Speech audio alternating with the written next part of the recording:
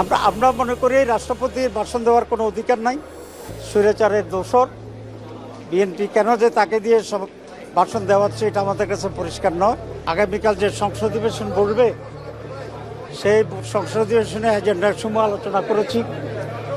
আমাদের এমপিদের ভূমিকা কী হওয়া উচিত সে ব্যাপারে কিছুটা দিক নির্দেশনা দেওয়া হয়েছে। যেহেতু অধিকাংশই সদস্য নতুন, সে কারণেই সংসদের ফর্মালিটিস, তারপরে ক্রাইটেরিয়া, ক্যারেক্টার, ভাষা, এসব বিষয়ে আমরা কিছুটা তাদেরকে ব্রিফিং দিয়েছি করার জন্য। আর স্পিকারের বিষয়ে আমরা একটা সিদ্ধান্তে পৌঁছেছি নিঃসন্দেহে, তবে এটা যখন প্রস্তাব আসবে তখন এটা আমরা জানাবো।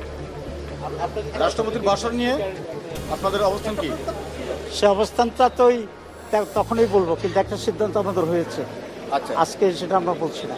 আচ্ছা, দিচ্ছেন আপনারা? এই কথাই তো বলবো পরে।